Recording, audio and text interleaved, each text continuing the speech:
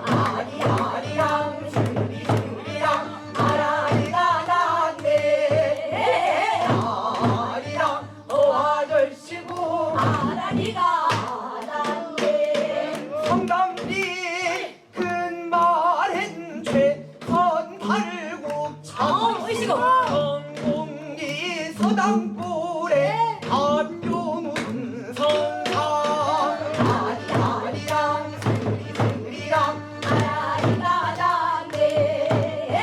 아리랑 아저씨고 아라리가 났네. 이려다 오는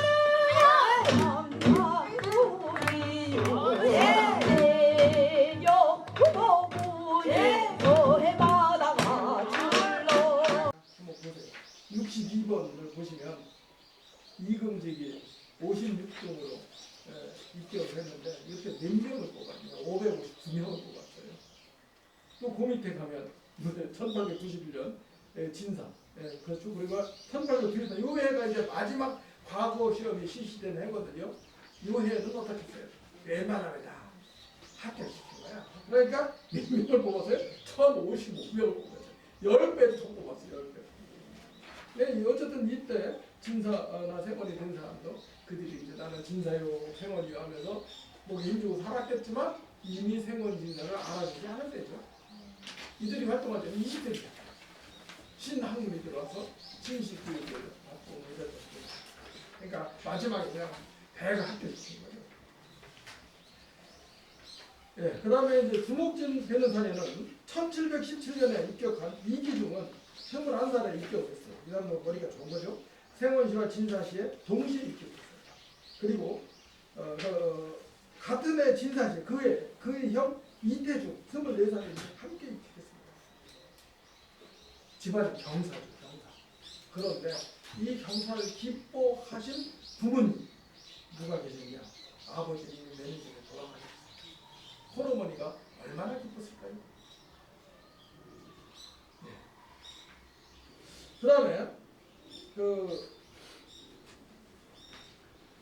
승정을 위해서 제가 확인합니다. 6, 7년 전에 이제 아버지가 돌아가신 거예요. 네, 그래가지고 이제 상을 다 치르고 나서 형제가 또 열심히 공부를 해가지고 생원과 진사 동시 입교를 했죠. 거기에다가 형 이태중은 1730년에 문과에도 급제했습니다. 이 결선년에 이 사마 생원 진사 가운데 생원 진사를 합쳐서 사마라고 하거든요. 사마. 문과에 급제한 사례는 1618년에 생원을 입격한 김학기, 그리고 1627년에 생원을 입격한 전기, 그리고 뭐 이런 식으로 거기 전소. 그러니까 문과에 급제한 사람들 중 결성 출신으로서 생원이나 진사가 된 사람 중에 문과에 급제한 사람을 거기에 정리를 해놨고 참고하시기 바랍니다. 그리고 1756년에 결성 거주자로 생원시에 입격한 이득영은 정조 50년에 문과에 급제했는데 그때 이 사람의 거주지는 함성으로 되어 있어요. 경으로 서울경, 한양으로 되어 있거든요. 그래서 이 시기에도 좀 집안이 이제 잘 사는 집안은 결성에 살면서 서울에 늘 집이 있어요. 그래서 서울에서 서울에 있다가 서울에 시험 보면 서울에 산다고 서울 시험 대개 자기 거주지에서 응시를 하거든요. 1차 시험은. 근데 서울에서 응시를 하는 거죠. 결성에 살 때는 생원진사 시험 볼 때는 결성에 살면서 여기서 응시를 하는 거예요. 경우에 따라서는 좀 쉽게 1차 시험에 합격할 수 있는 곳에 가서 응시를 하게 됐겠죠. 요즘도 그런 거 있죠. 네? 아니요. 요즘도 그 자녀 교육 때문에 그런 거주지 이렇게 예? 그 저기 뭐라고 하죠? 난 그런 걸 안 해봐서 모르겠네. 이사를 많이 다녔지만 애들 학교 옮겨 가면 이사 가고 그랬는데. 위장전이? 예? 위장전이? 네, 위장전. 지금 위장전 좀 하잖아요. 위장전. 질문이 있는데요. 예. 그 생원 진사시 합격하면 네. 바로 관직에 등용이 됐나요? 아니. 원칙적으로는 생원이나 진사가 되면 성균관에 입학해서 공부할 자격이 있어요. 그거 외에는 주어지는 거 없어요. 그리고 이게 생원 진사가 예. 이걸 아셔야 되는데 왜 조선시대 생원이나 진사나 대과 시험을 본 줄 아세요? 이 가장 지금 본질적인 문제가 있는데 네. 그 성리학 구자학적인 내용을 잠깐 말씀드릴 예, 텐데 하세요. 뭐냐면 서양에서는 이제 구원을 받으려면은 하느님 말씀을 잘 들어야 되잖아요. 그래서 하느님 말씀을 듣고서 하느님께서 시키신 말씀을 잘 따르면 구원을 받아요. 근데 이제 주자학적 세계에서는 어떻게 돼 있냐면 그 동양에 신이 없잖아요. 그러니까 동양에서 구원받는 거는 역사에 그 이름을 남기는 거예요. 영원히. 그런데 이제 중용에 보면은 천명지위성이라고 그래요. 그 천명을 뭐라 그러냐면 태극이라 그러는데 그 태극을 리라고 그러죠. 리가 인간에 들어와 있는 게 성이에요. 그 성의 상이 오상이라 그래서 인의예지신인데 그 인의예지신을 완성하면은 하늘에 닿는다고 생각을 했어요. 하늘에 닿는다는 얘기는 동양적 의미에서 하늘의 구원을 받는 거예요. 그러면 그 인의예지신을 그 쌓는 방법이 뭐냐? 그게 오륜이에요. 근데 유학사상은 오륜을 공부하는 거예요. 그러니까 과거에 급제했거나 진사나 생원을 했다는 거는 지식적으로도 대단하고 도덕적으로도 뛰어나고 그 다음에 권력도 있는 거죠. 그러니까 일단은 진사나 생원이나 대과에 급제를 하게 되면 이 사람들은 일단은 서양적 의미로서 하늘의 구원을 받는데 굉장히 가까이 가 있는 사람들. 그래서 이 사람들이 길을 쓰고 이걸 공부한 거예요. 유학을. 그 유학을 공부하면 구원을 받는다는 생각을 한 거죠. 그래서 이 사람들이 그 유학을 지키려고 그렇게 이제 목숨을 걸고 싸우고 한 거예요. 그러니까 이 사람들이 생원 진사는 단순한 어떤 명의직이 아니에요. 이거 서양으로 말하자면 구원과하고 비슷한 거예요. 무슨 뜻인지 아시죠? 그러니까 길을 쓰고 이걸 하게 된 거예요. 그리고 나서 이제 뒤에 관직은 부수적으로 따라오는 거예요.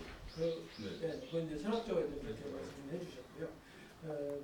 이 생원시, 진사시가 고려시대는 없어요.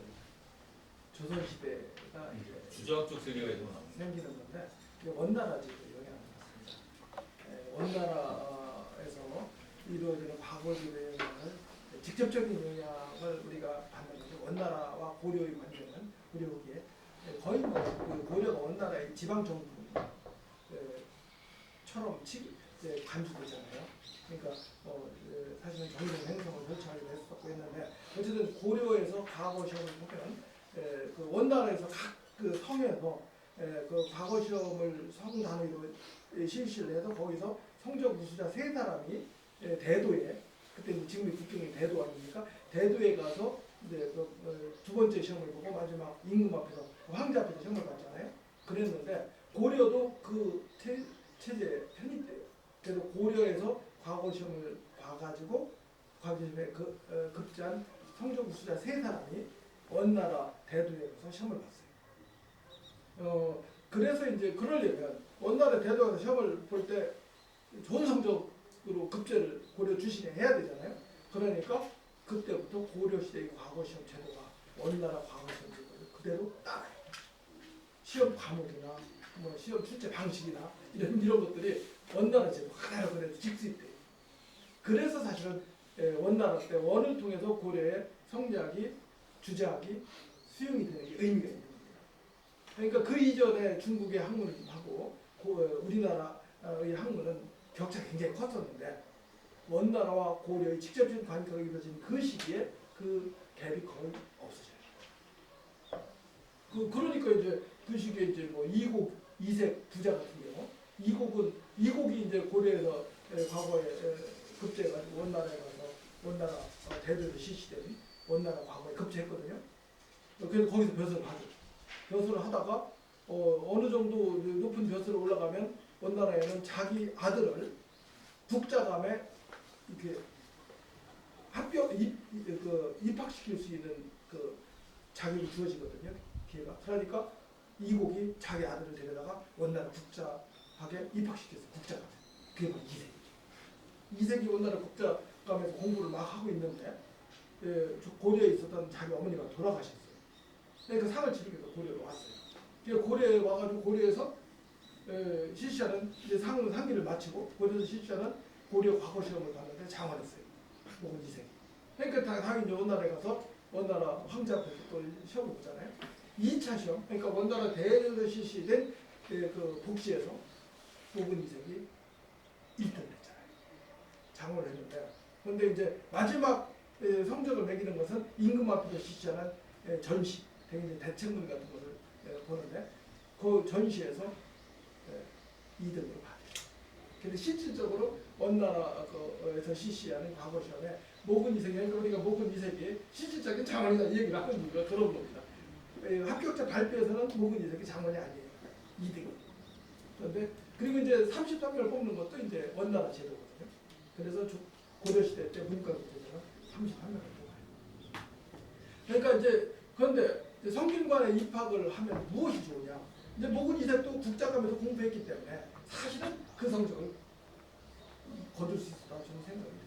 그러니까 요즘으로 말하면 일찍이 이제 꼭 비슷한 비유는 아니겠지만 조기 유학을 했던 거죠.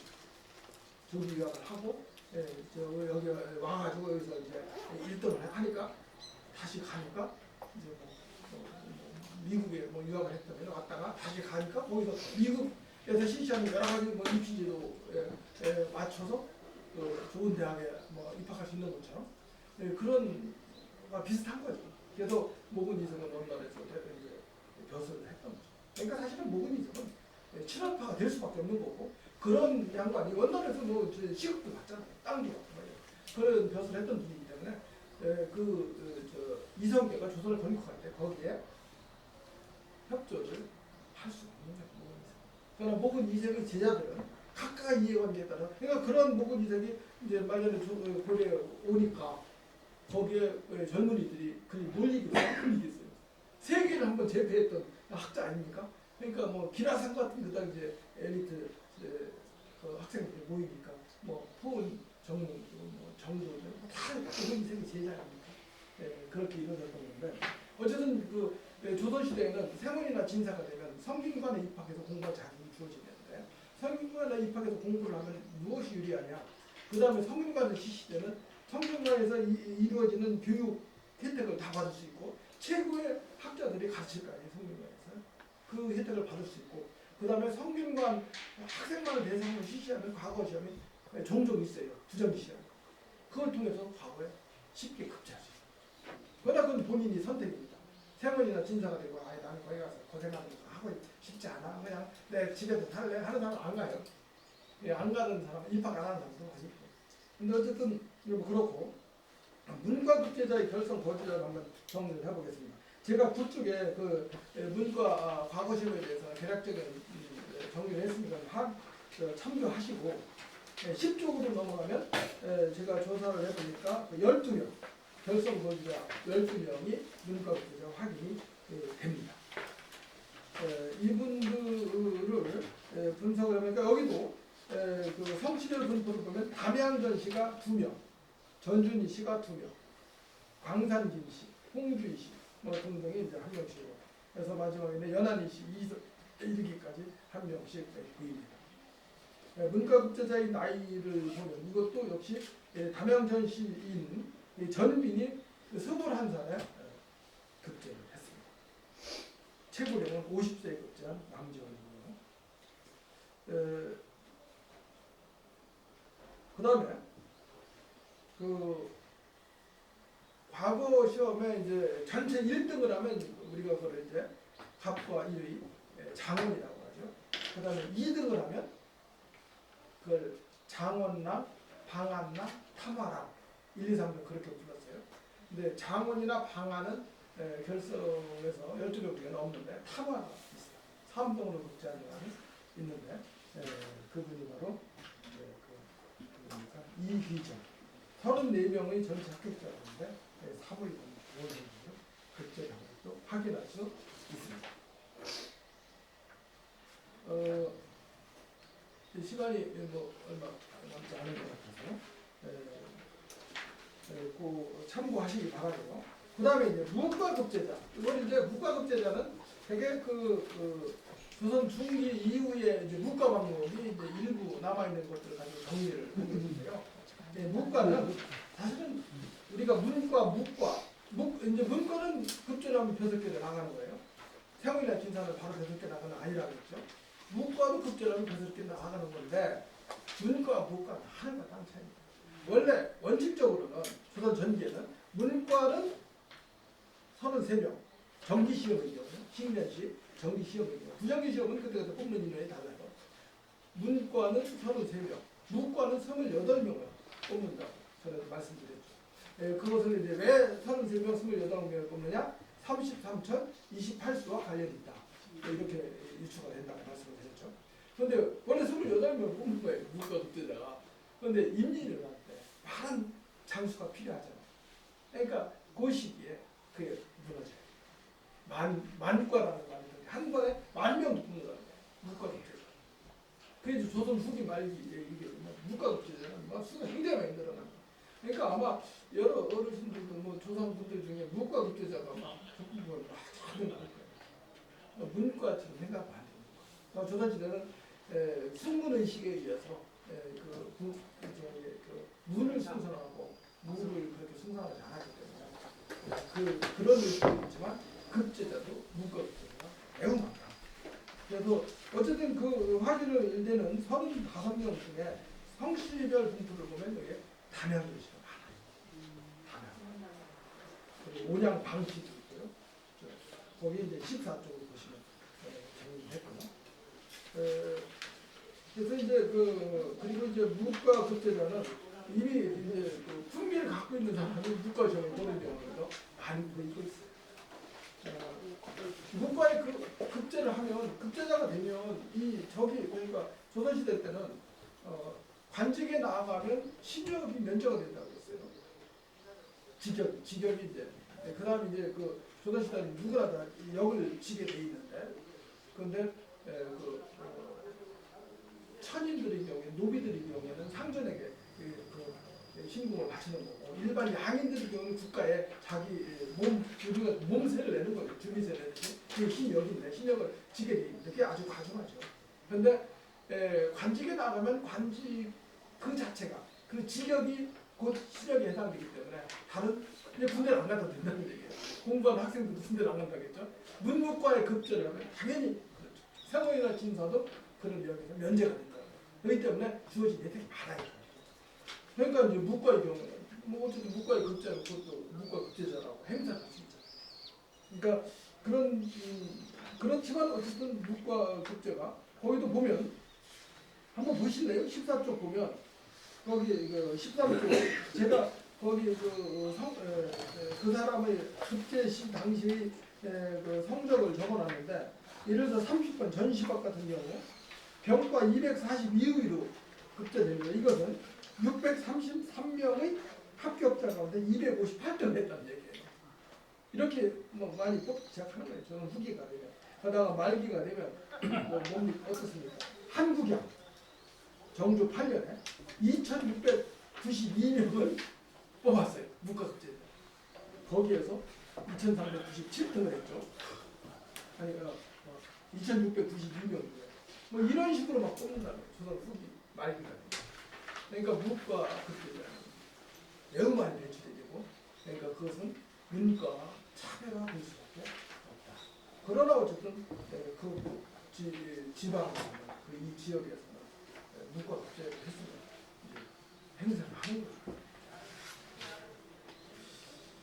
네, 마무리하겠습니다. 15쪽을 보시면요. 과거 합격자 결성 거부자의 형식의 분포를 내봤습니다. 그랬더니 문과, 무과, 생원, 진사시. 그러니까 이 문과 급제를 이렇게 뽑은 걸 보면 조선 후기에는 전기는 안 그렇지만 조선 후기 말기에 이르게 되면 무과 급제자가 영예로울까요? 생원, 진사 입격이 영예로울까요? 오히려 생원, 진사가 더 영예롭습니다. 한 10,000명씩 뽑고 6,000명 뽑고 하는 무과의 급제하고 하고 100명 뽑는 생원 진사가 된 거하고 어느 게 더 희소성의 가치라든가 지역에도 이렇게 좀 행세를 할 때 인정을 받겠어요. 생원진화 진사. 예, 생원진화는 거의 이제 가보개혁이 이루어지던 1894년 바로 그 즈음 몇 번을 제외하고는 거의 100명씩 뽑았거든요. 생원진화. 그러나 무과는 이미 임진왜란 때부터 무너지기 시작했어요. 만과가 등장하는 한 번에 만명을 뽑는 만과. 할아버지서 쏴봐 해가지고 맞으면 합격. 그 제대로 못 애들이 그렇게 해도 내가 불합격 이렇게 한 거야. 급할 때 왜냐면 그렇게 해서 전쟁터에 내보내야 되잖아요. 우리나라도요.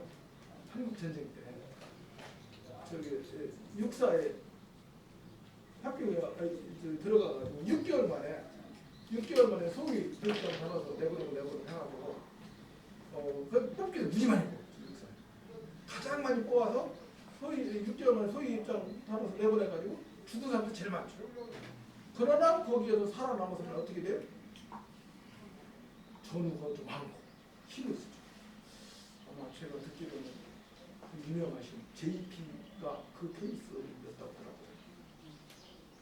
그래서 그 같은 동물성이 굉장히 많았죠. 연수교 때 소위 그러니까 그러면 그 위에 살아남은 사람은 그 조직 내에서 큰 힘을 발휘할 수 있습니다.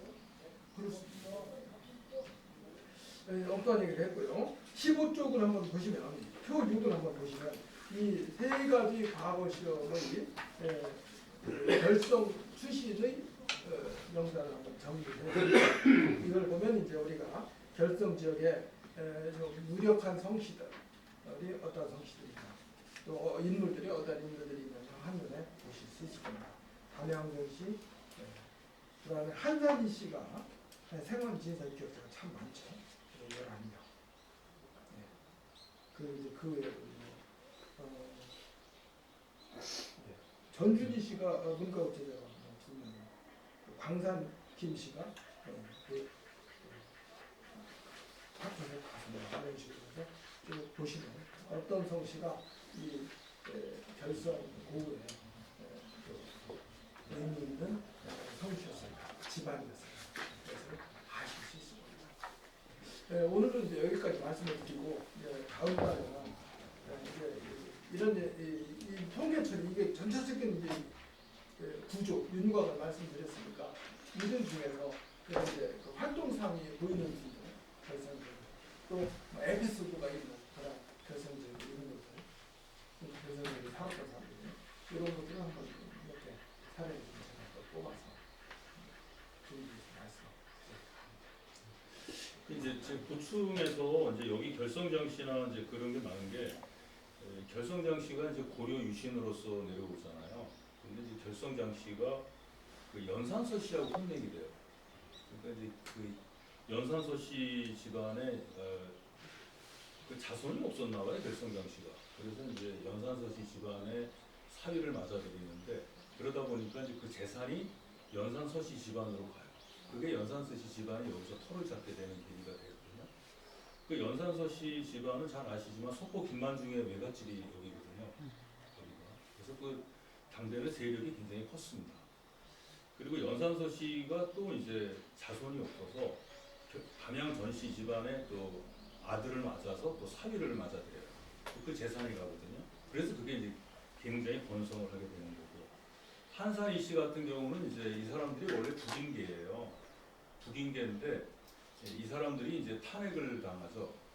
그게 이제 탄핵을 당하는데 그 연한희 씨 그쪽에서 이제 그 사람들을 구원을 해서 이 사람들이 남인계가 되면서 벼슬길에 많이 못 나가지만 그 연한희 씨하고 한산희 씨하고 또 굉장히 특수한 관계가 있어요. 이쪽에 서원에 보면은 한산희 씨가 하게 되면 반드시 연한희 씨가 대안이 됩니다.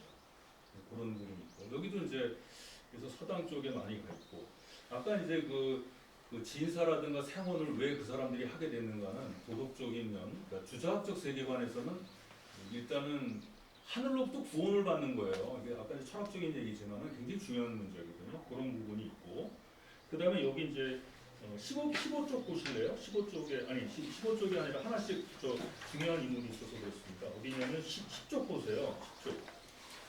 10쪽에 보시면 거기 조선시대 문과 국제자 등 결성 거주자라고 되어 있어서 그 4번 항목에 이규정이라는 분이 있어요.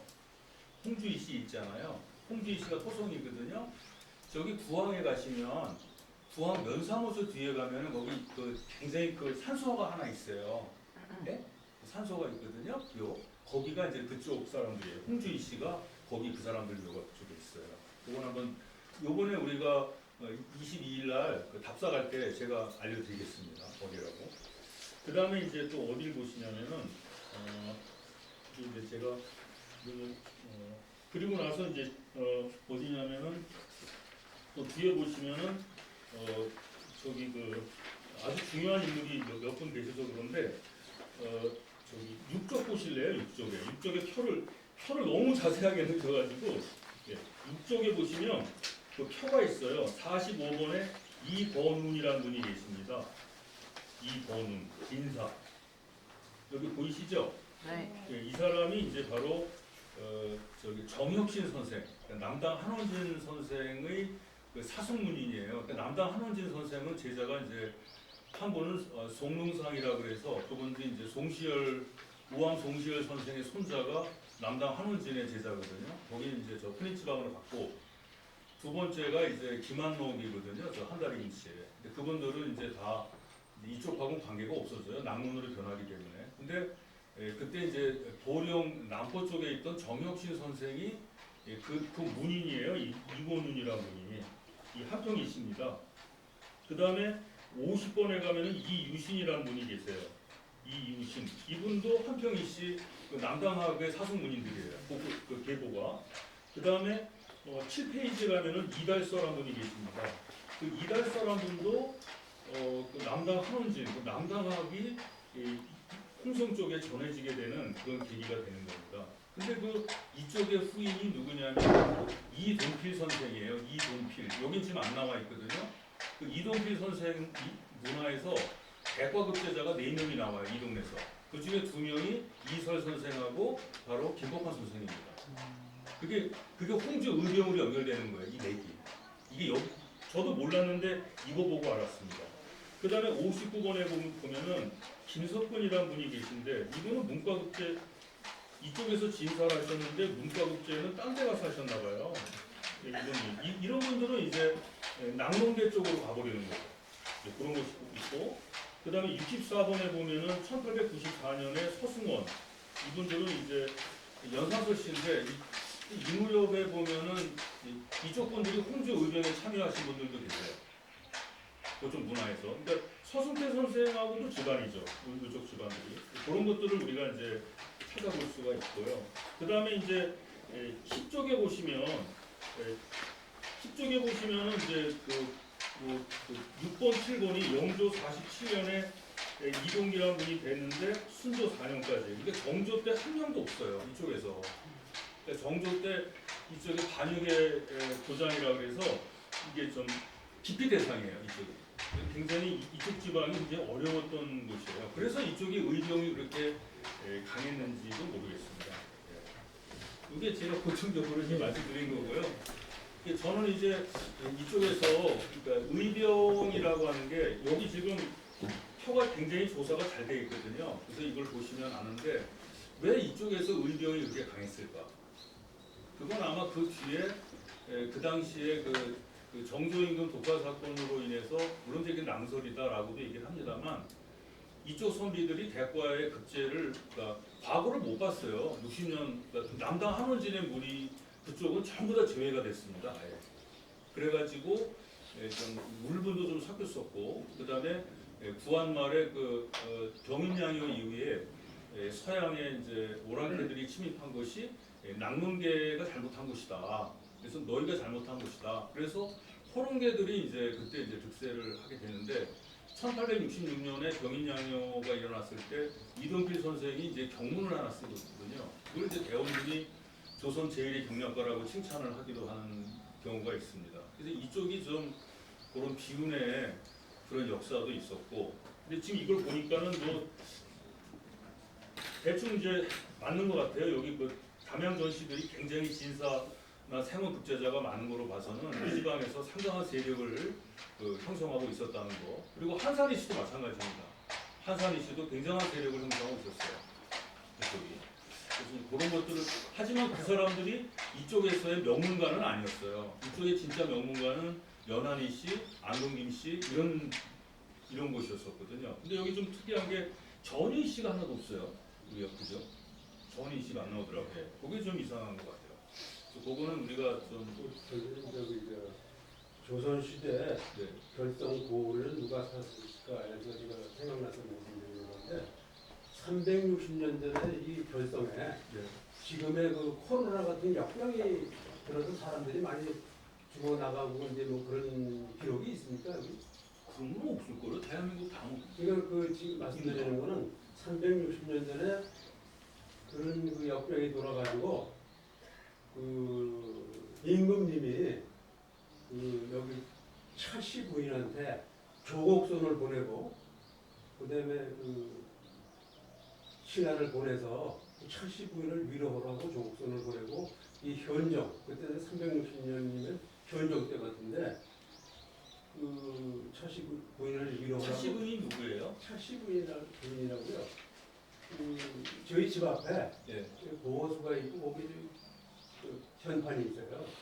그러니까 360년에 그 역병이 들어서 다른 사람은 다 피난 나가고 그랬는데 약자들은 못 나가고 있는 사람들을 지극정성으로다가 그 병간호를 해서 그 덕이 임금님한테 올라가가지고 임금님이 조곡선을 보내고 해서 위로하라고 해가지고 철시분을 기리는 보호수가 있어요. 360년 된 보호수가 있어요.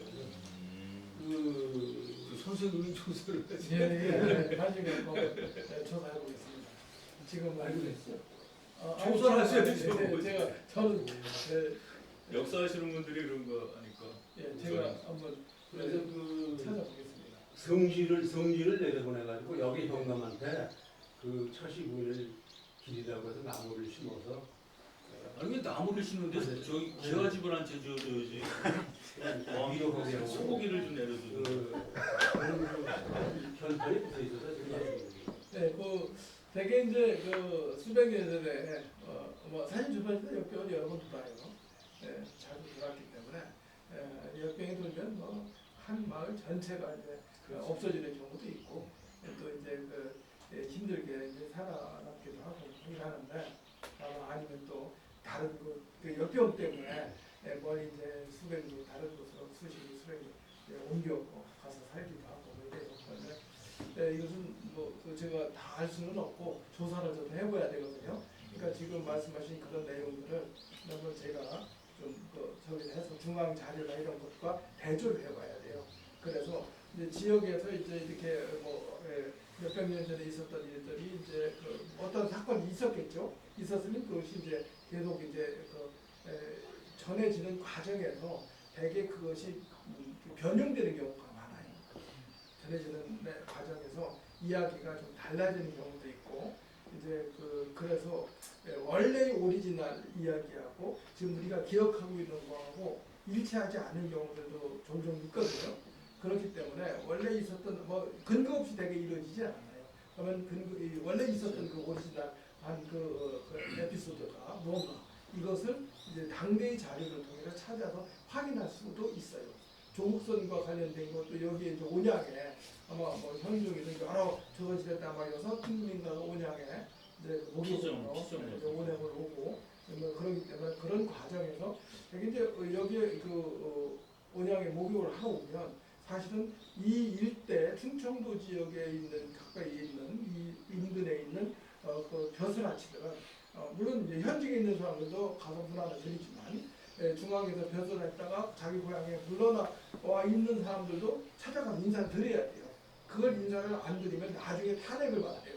이제 그런 경우도 있고 그런데 이제 조국선 이제 야곡 조국선이 이제 요 근처 분이잖아요. 그러니까 이제 얽혀 있는 이제 에피소드들이 많이 있어요, 사실은. 그래서 그것을 교차 검증을 통해서 확인을 해봐야 돼요. 그럼 뭔가가 아마 단초가 될 만한 사건이 있었을 거예요.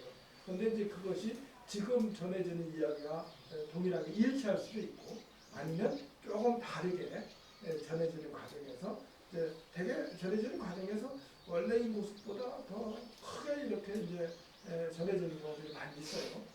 그런 경우가 있을 수도 있기 때문에 그것은 차씨 부인과 관련된 이야기는 아마 선생님께 제가 또 말씀을 듣고 구체적으로 그리고 그것은 저도 아마 조사를 해봐서 조사가 되면 다음 시간에 말씀을 드리겠습니다.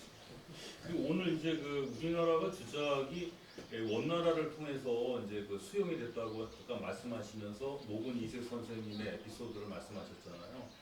굉장히 참신한 이야기인데 저도 처음 들었어요 오늘. 그래서 야 이런 교육가 있었구나. 그러니까 조선 주작이 원나라를 통해서 이제 들어왔다 그럴 때 철학 쪽에서는 이제 유학 쪽에서는 허영이라는 사람을 통해서 들어왔다 이런 얘기만 하는데 지금 선생님 말씀하신 건 모군 이색 얘기를 하시는 거예요. 그 얘기를 하고 모군 이색 쪽으로 왜 사람이 다 몰렸는가 그 얘기를 하시면서 그 원나라의 그 과거제도와 그 대과 문제 그럼 굉장히 그거 오늘 굉장히 제가 아주 유익하게 제가 진짜 큰 정보를 하나 얻었습니다.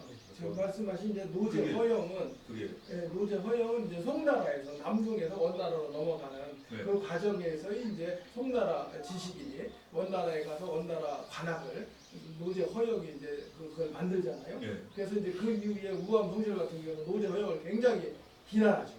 그러니까 배신했다고. 오랑캐 그 남숭의 그 주작자인데 그 주위의 제자거든요. 노제 허영 그 주작자인데 이게 그 뭐 이 오랑캐가 쳐들어왔으면 그 여기에 뭐 싸우든가 죽든가 했어야 되는데 거기에 협조해가지고 원나라의 그 과거제도 교육제도를 노제 허영이 거의 설계를 하잖아요. 원나라 국가를 그러는 역할을 하는데 그러니까 우암 입장에서는 그건 받아들일 수 없는 일이죠. 특히 이제 그 우암이 있었던 그 시대는 저 청나라의 관계가 있기 때문에 저는요.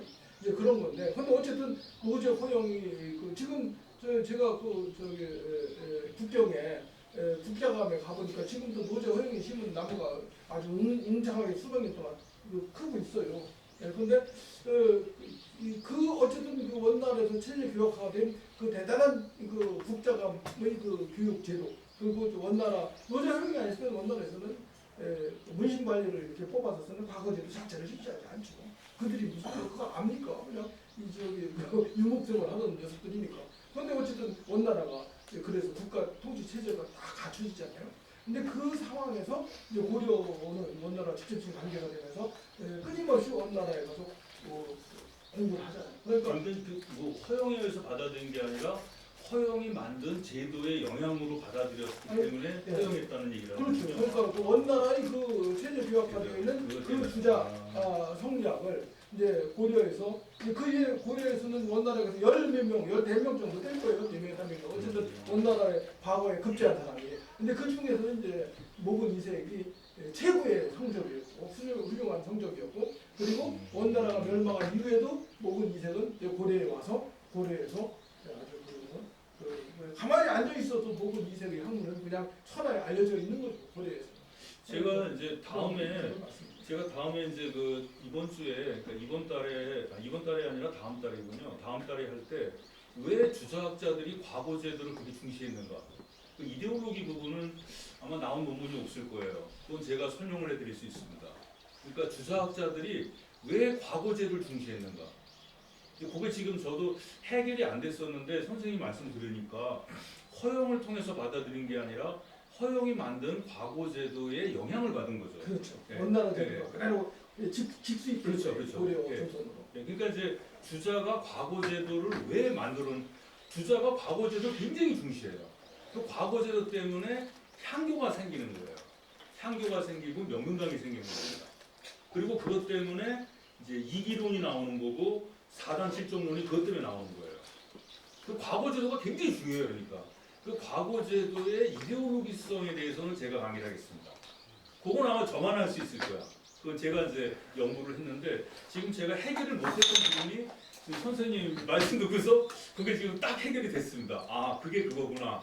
제가 이제 그 강의를 할 수가 있습니다. 과거 제도가 왜 주자학자들이 과거를 그렇게 중시 여겼는지 이건 아마 이게 왜냐면 그 스콜라 철학에서 말하는 천의 구원 신앙하고 연결시켜서 제가 강의를 할 수 있습니다.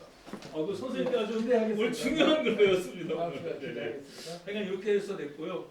저는 오늘 큰 걸 배웠습니다. 여러분들은 어떻게 하셨는지 모르겠습니다. 다음 달에는 또 이 가운데서 한두 분 골라서 예, 재밌는 이제 이 지역의 에피소드와 관련해서 지역 주민들의 이야기를 또 준비해봤습니다. 네, 또 저기 질문하실 거 있으면 하시해 주시죠. 지금도 결승에 장씨가 많이 사시나요? 네, 결승장씨가 저쪽에 있습니다.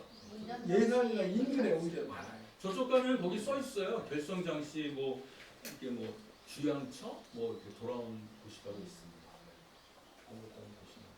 한용운 선생님은 어디 한씨? 청주 한씨 어디 한씨? 지금은 단일권입니다. 청주 한시가 우리나라 한시가. 그런데 이제 추적해서 올라가면 뭐 다를 수도 있죠. 근데 그렇게도 추적해서 밝히면 후손도 이렇게 좋아하지 않아요. 올라가면은 그 아주 이상한 데로 빠져서 삼천포로 갑니다. 진주로 가야 되는데 저기 그거 아시죠? 그 잘 나가다 삼천포로 간다는 거. 예. 그래서 저기 진주로 가야 양반인데 이게 저쪽으로 가면 뱃사람이니까 안 한대. 안 하는 게 좋습니다. 마무리합시다. 자, 그러면 오늘 여기서 마무리하겠습니다. 네, 고맙습니다. 네.